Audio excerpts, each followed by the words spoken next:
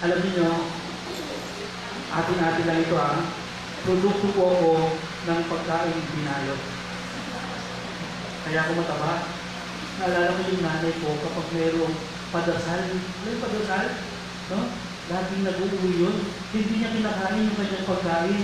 Yung pagkain niya para sa akin. Kaya pag-uwi niya, may dala siyang pagkain mula sa padasal. At ano ang madalas handa sa padasal? Pansit at tinapay, no? O kaya kung minsan dinuguan at saka puto. Kaya pinaglakihan, alam niyo, pinagligo ako sa puto. Puto na nahulog sa dinuguan.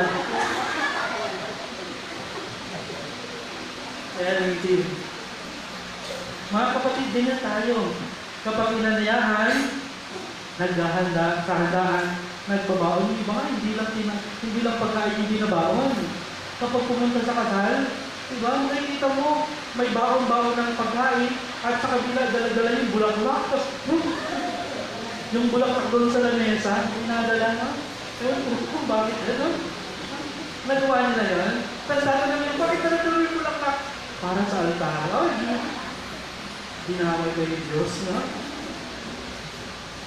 Mga kapatid, sa ating Ebanghelyo napakinggan, napansin ng ating Panginoon Kristo na yung mga inaanayahan sa handaan, ang pinipili nilang upuan ay yung pangunahing upuan, yung kabisera, sapagkat gusto nila, no, na sila ay makilala. Diba? Pero sabi ng Panginoon, kapag kayo inanayahan, huwag yung piliin yung pinaka-pangunahing upuan.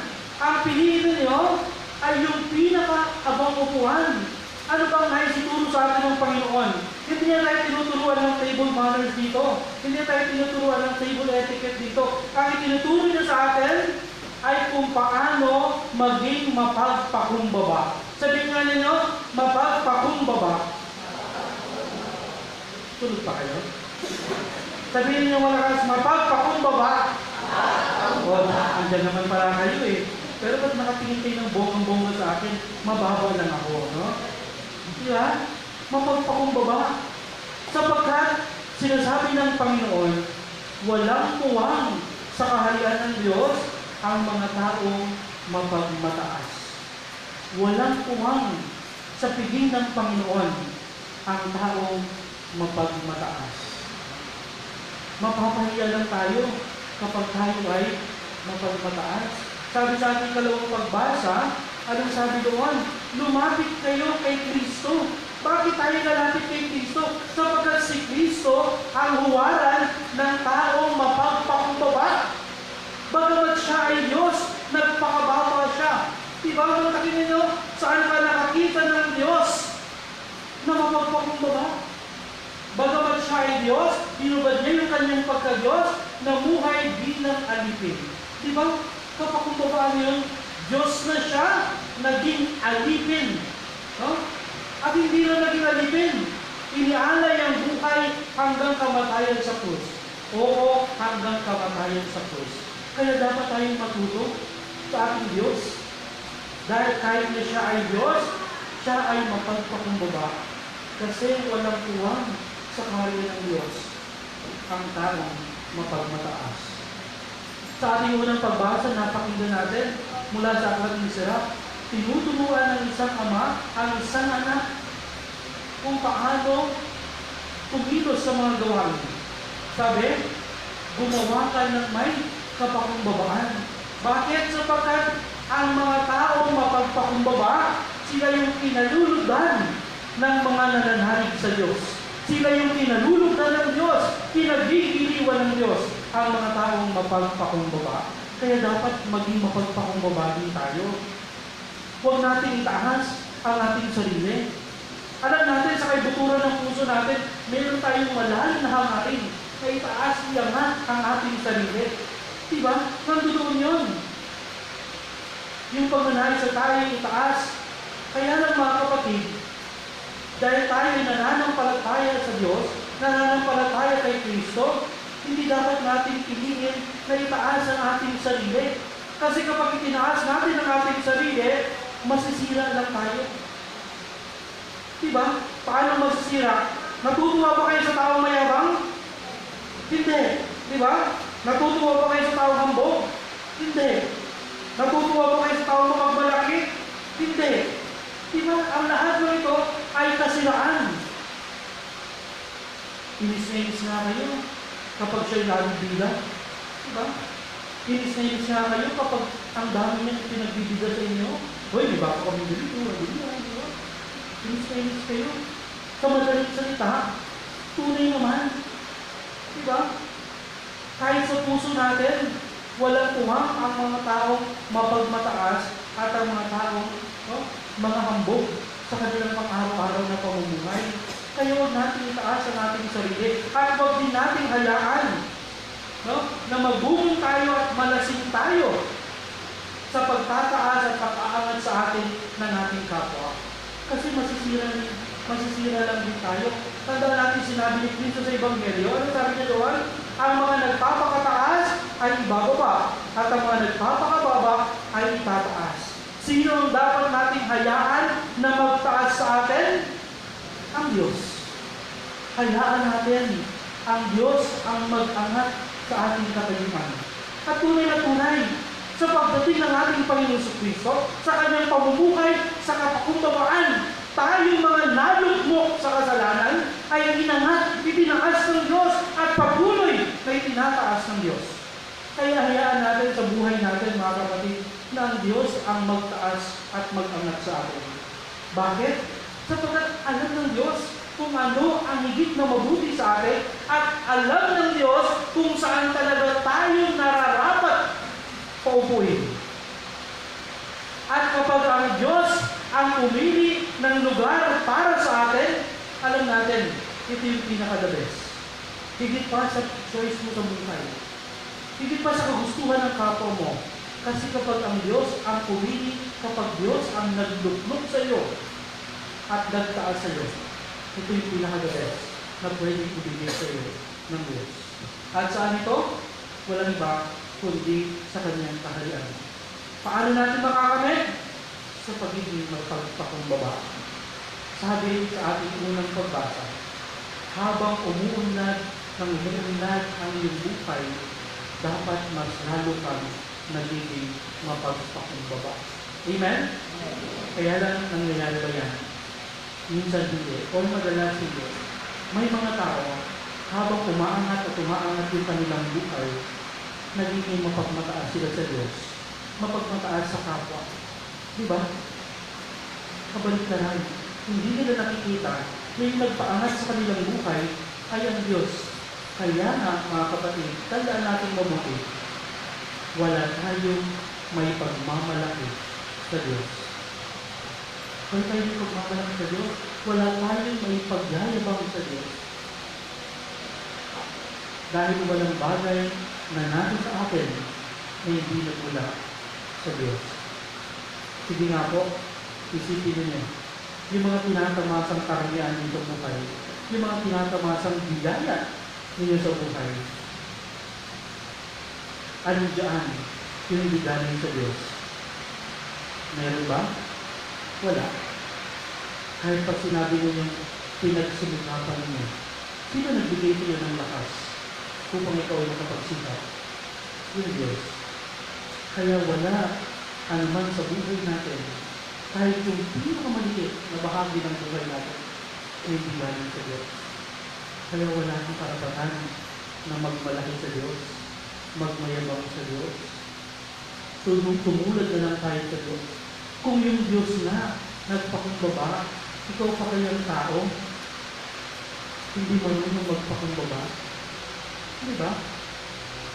Yung Diyos na hindi marunong magyabang, ikaw ba't ang yabang-yabang mo? Ikaw ba? Wala tayong bagay na pwedeng ipagmayabang at ipagmahuli sa Diyos. Dahil lahat ay galing sa Kanya. Pero meron isa na hindi galing sa Kanya. Ano ito? Kasalanan. Yung kasalanan natin, kahit kailan, hindi galing sa Diyos yan. Yan ay galing sa kasamaan. At dahil ito ay hindi galing sa Diyos, ito yung nagiging dahilan. Kaya tayo ay nagmamataas sa Diyos. Di ba? Sa 7 capital sins, ano yung una? Pride. Diba? Ang pagmamataas sa Diyos. Dahil ang kasalanan, kailanman ay hindi galing sa Diyos. Kaya sana mga kapatid, no?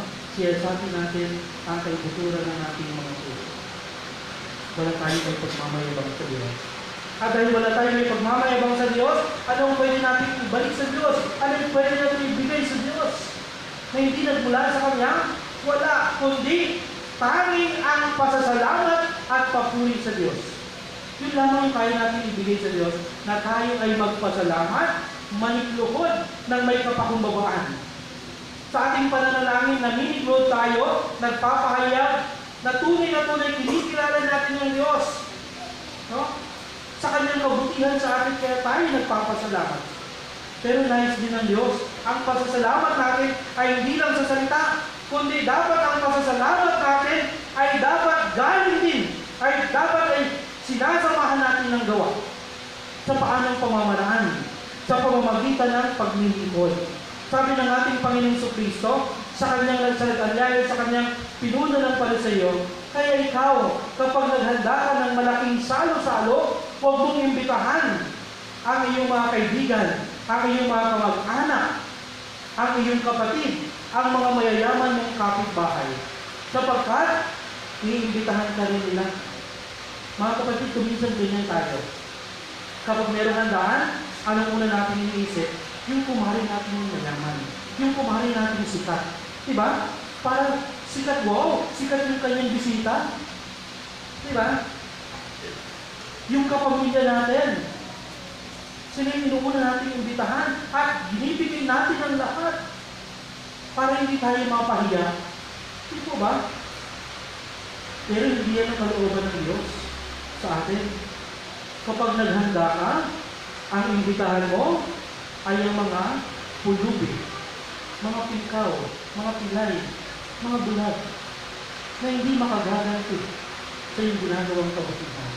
Dahil kung ang iniimbitahan mo ay yung mga taong may kakayahang gumanti sa iyo, pabalik, ano pang gantimpala ang kahangarin mo mula sa Diyos? Natanggap mo na yung gantimpala ng iyong kapwa. Ang tanong, mas mahalaga ba yung gantimpala ng kapwa kaysa sa gantimpala ng Diyos na nais nang ibigay sa iyo? Mga kapatid, maghanap tayo ng masigit sa gantimpalang kayang ibigay ng ating kapwa. At matatagpuan natin ang hindi na gantimpala sa Diyos naman. Kaya nga po, no? Sabi ng ating Panginoon Jesucristo, sa inyong pagpapasalamat, no? Gawin ninyo ang pagpapasalamat na may kalakip na paglilingkod sa nangangailangan. Alam naman natin, no? Kapag mayroong handaan sa bahay, madalas ito yung ang dahilan ay pagpapasalamat. Kapag pumasa sa board exam, may handaan, nagpapasalamat. Di ba? Kapag may tinanggap na biyaya, nagpapakain, nagpapasalamat. Di ba? Kahit ang banal na misa, no? Eucharistia, ano ibig sabihin ng Eucharistia? Thanksgiving, pagpapasalamat. Di ba? At ang pinakakompletong tanda ng pagpapasalamat ay walang iba, kundi ang paglilingkod sa mga abang, sa mga nangangailangan.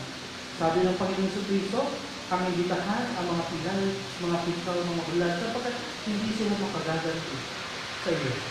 Mga kapatid, ang tunay na taong mapagpakumbaba ay ang taong naglilingkod ng may pagmamahal sa kanyang kapwa. Tandaan natin yung isang kasabihan, sabi gano'n, kapag tayo daw ay mapagpakumbaba, tayo ay nagiging katulad ng anghel sa harapan ng Diyos. Sarap isipin, ano? Sa iyong kapakumbabaan, ikaw ay nagiging anghel sa harapan ng Diyos. Kaya kapag ikaw ay naglilingkod sa kapwa mo ng may kapakumbabaan, para kang nagiging anghel sa kanila.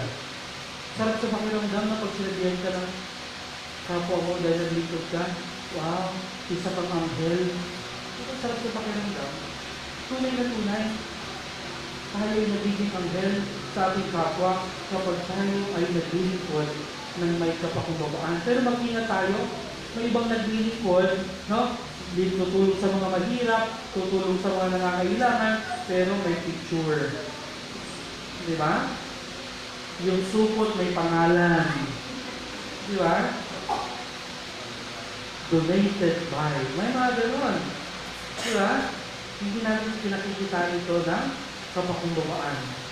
Sabi rin, kung sa paglilingkod tayo nagiging anghel sa harapan ng Panginoon, sa pagiging mapagmataas, tayo naman ay nagiging demonyo sa harapan ng Panginoon.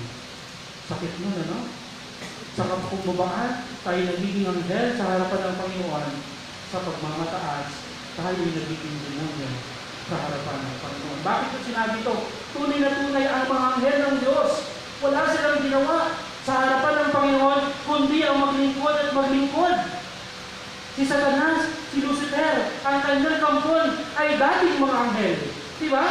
Pero anong sabi nila? Hindi na ako maglilingkod. Yun yung kanilang motto. Non serviam. I will not serve. Kaya sila ibinagsak ng Panginoon mula sa kanyang kaharian. Ibinagsak sila ng Panginoon, kaya sila yung naging demonyo. Tingnan nga po yung katabi niya.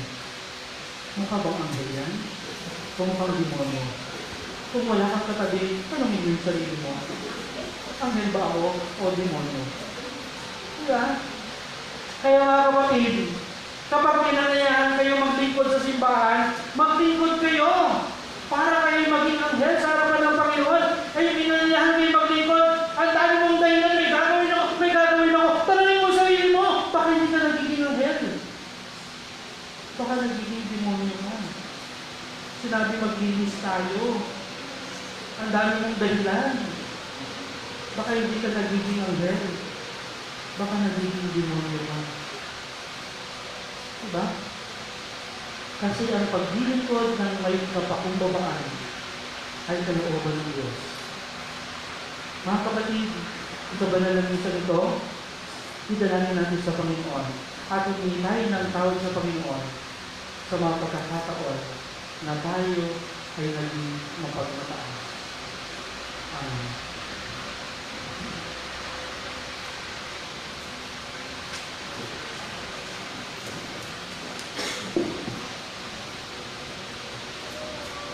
Sabay-sabay tayo, sumasampalataya ako sa Diyos sa aming sa lahat na may gawa ng langit at lupa. Sumasampalataya ako kay Jesucristo, iisang anak ng Diyos, Panginoon natin lahat. Nagkatawang tao siya alang ng Espiritu Santo, ipinanganak ni Santa Maria Virgen, pinagpakasakit ni Poncio Pilato, ipinako sa krus na matay inibig, nanaog sa kinaroonan ng mga yumao, nang maitatlong araw na buhay na muli, umakyat sa langit, naluklok sa kanan ng Diyos ang mga makapangyarihan sa lahat. Doon magmumulang parito at huhukom sa namumuhay at namatay na tao. Sumasampalataya naman ako sa Diyos Espiritu Santo, sa banal na simbahang Katolika, sa kasamahan ng mga banal, sa kapatawaran ng mga kasalanan, sa pagkabuhay na muli ng namatay na tao, at sa buhay na wala hanggan. Manalangin tayo sa Diyos sa pagkalooban ng tayo ng kababaang loob upang maging marapat at tumanggap ng kanyang mga biyaya. Ang ating itutugon, Panginoon Yesus, bigyan mo kami. Panginoong Jesus, hindi mo kami. Maging huwaran nawa ng kababaang loob ang mga pinuno ng ating simbahan at magsumikap na tuluyang masalamig sa kanilang pamumuhay si Kristo. Manalangin tayo.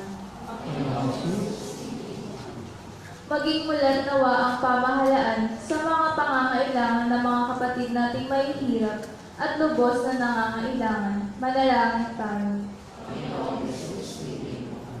Maging bukas nawa sa Diyos ang puso ng mga kapatid nating may mahihirap na pinagdadaanan at suliranin sa buhay upang sila'y maibangon ni Jesus sa kanilang kinasasadlakan. Manalangin tayo.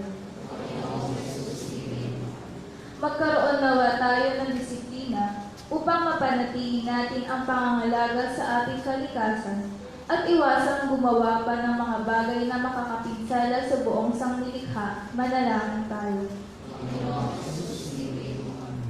Matagpuan nawa ng mga kapatid nating yumao na ang liwanag upang tuluyan nilang mayakap si Jesus sa kaharian ng langit. Manalangin tayo. Sama rin po natin sa ating panalangin ang pasasalamat at espesyal na intensyon nina Jason Bailon, Ligaya Cueto and family, Engineer and Mrs. Romy de Guzman and family, at Mr. and Mrs. Alan Castillo and family. Manalangin tayo. Para sa pasasalamat sa biyaya ng buhay ni Weng Ignacio, manalangin tayo. At para sa ikapapayapa ng kaluluwa ni na Asuncion Amoto, Junel Garcia, Maria Estrella Arboladora, Valentina Roa, Glory Anselda, Sonia Baquiler at Raul Roa, manalangin tayo. Mga kapatid, sa katahimikan ng ating mga puso, dalangin natin sa Panginoon ang ating mga pansariling kailangan.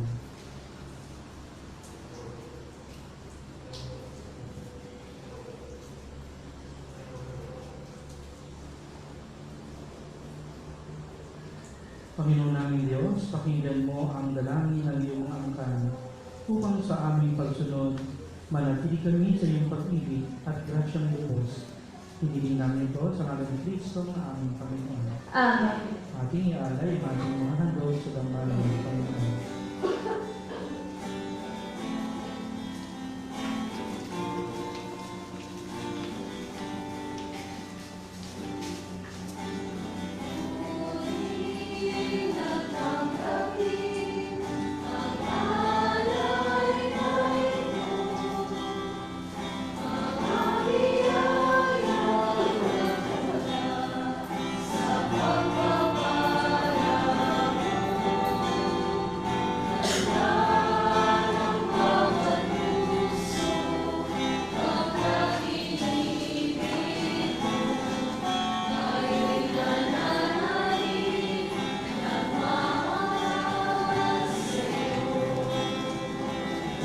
Magsipo.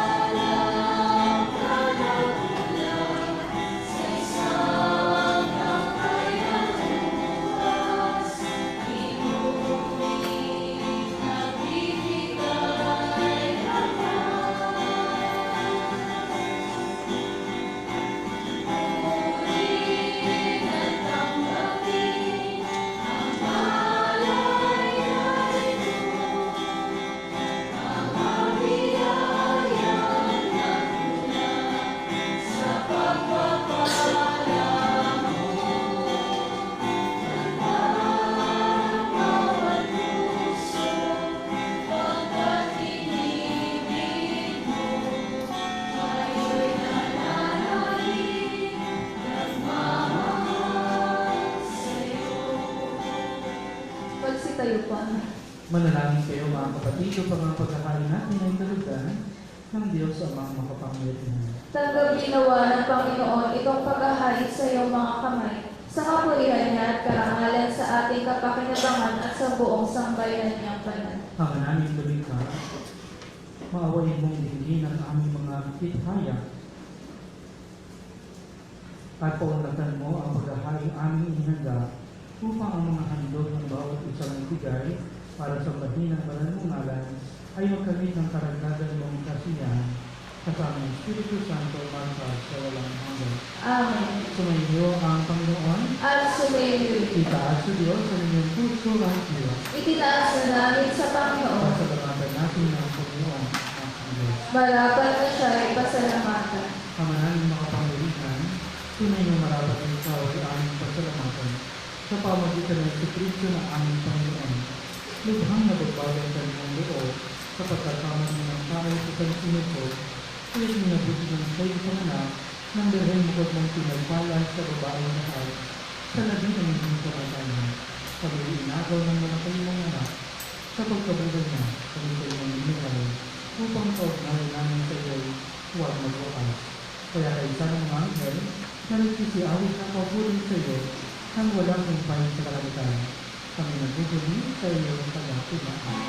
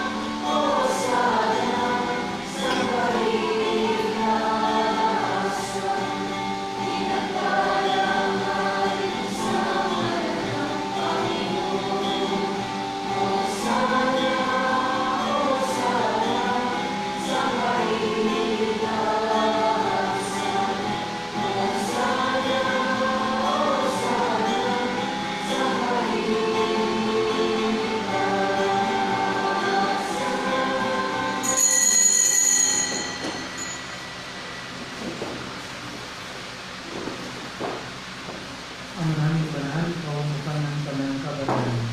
Kaya sa pamagitan ng iyong Espiritu, gawin ng banal ang mga karoon upang para sa amin maging katawan at dugo ng aming Panginoon Yesu Cristo. Bago niya pinagtiis ang pusong doon ng naging mundo, hinawakan niya ang tinapay. Pinagsalamatan siya niya. Pinagating sa piling niya, pinabot sa kanyang mga lagat at sinabi, "Hanapin niyo lahat ito at amin, ito ang ating katawan, na ihahandog para sa inyo."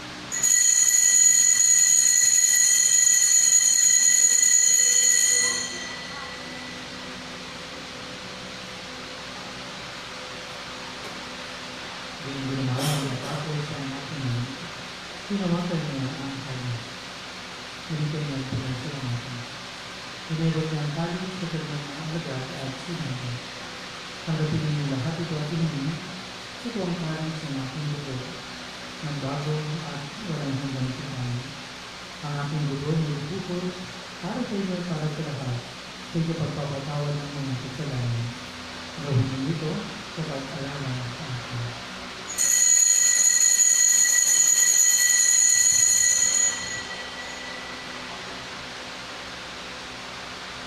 Ipagpuni natin ang misteryo ng pananampalataya.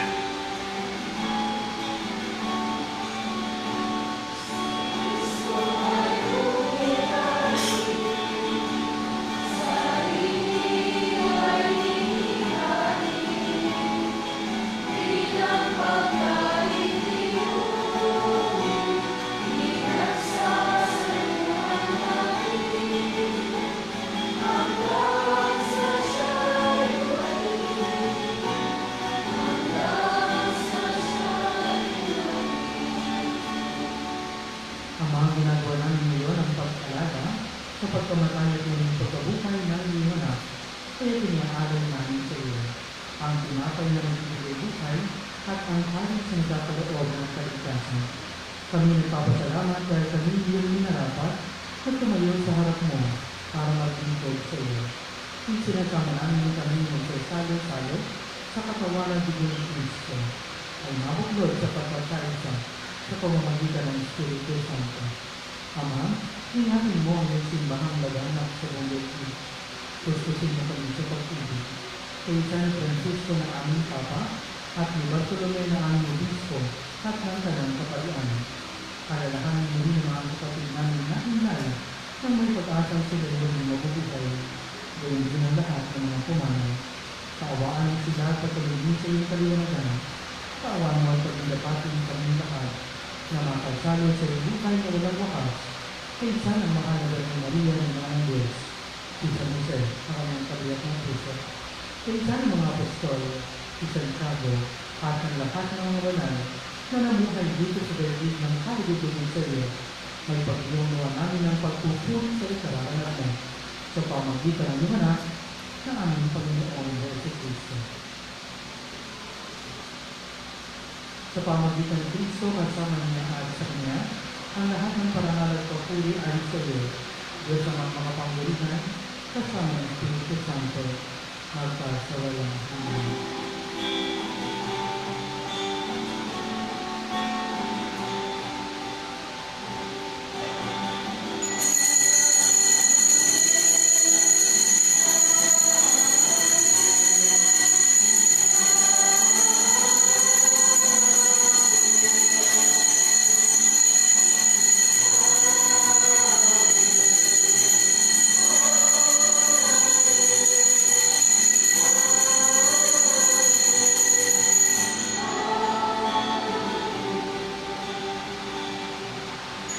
Sa pagdibili ng mga nakagagaling na utos at turo ng Jesus na Panginoon natin ang Diyos, ipahayag natin ng lakas doon.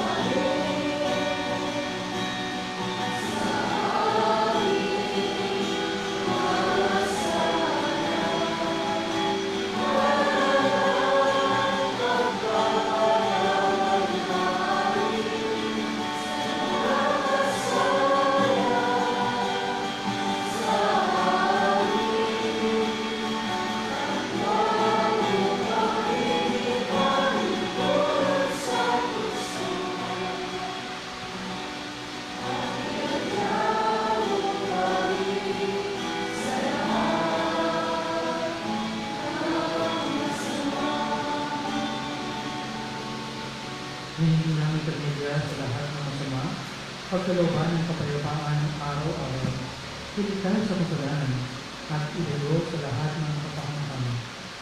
Samantalang aming binanalikan ang kasilang araw ng pagpapakayat ng tagapagligtas namin sa Yesu Cristo.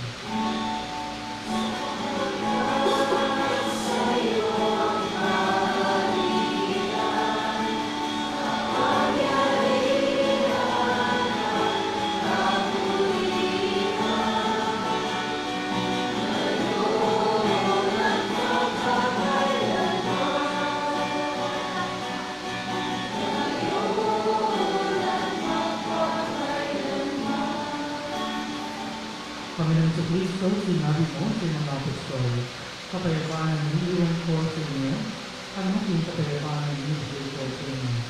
Tunghayan mo ang aming pananampalataya at huwag ang aming mga pagkakasala. Pagkalooban ng kami ng kapayapaan at pagkakaisa ay sa kalooban, kasama ng Espiritu Santo, magkasawalang hanggan. Amen. Ang kapayapaan ng Panginoon ay laging sa inyo. At sumayin. Magbigay tayo ng kapayapaan sa isa't isa.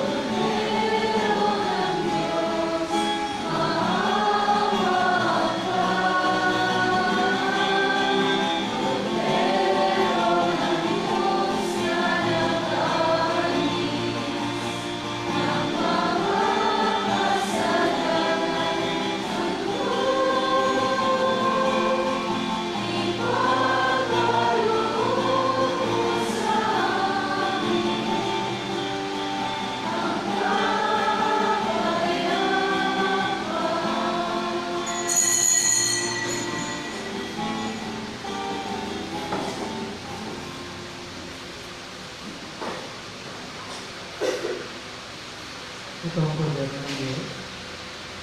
Ito ang nag-aalis sa mga kasalanan ng sanlibutan. Mapalad ang mga nangyayari sa kanya. Panginoon, hindi ako karapat-dapat na magpatuloy sa iyo. Ngunit sa isang salita mo lamang ay gagawin na ako.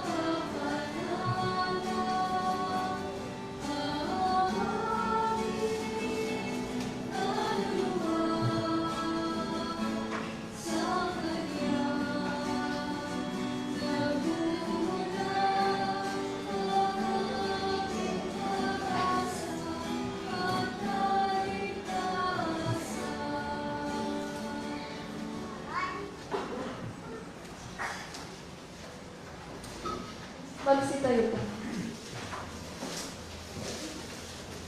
Manalangin tayo. Ang naming mapagmahal, kami nagsalo-salo sa pagkain ng bigay, ay hindi sa lakas mong nilaan, upang ang kagandahan loob namin lumalagdagan sa paglingkod namin sa iyong tagatigaan, na nagpapaalam sa pag-ibig namin sa kapwa-tao, sa pamagitan ng Yesu Kristo, kasama ng Espiritu Santo, magpa sa walang hanggan. Amen. Magsiupo po muna ang lahat at makinig sa ilang paalala. Magandang umaga po muli sa ating lahat. Sa linggo na po ang pinaghahandaan nating kaarawan ni Mama Mary, kaya po muli inaalayahan po namin kayo sa linggo. Ang ating program po ay magsisimula pagkatapos po ng ating misa ng umaga. Maaari po natin dalhin yung mga anak natin, kapitbahay natin, para po mas maging masaya at mas marami po tayo sa celebration natin sa birthday ni Mama Mary.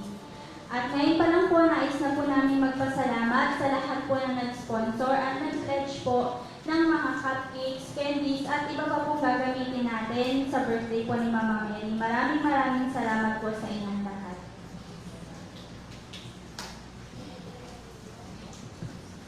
Maraming salamat din sa lahat ng mga naglingkod sa atin, sa madalalisan ito, sa mga nag-alay. Maraming salamat po sa inyo.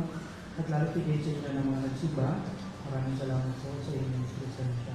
Palaparan pa natin ang mga.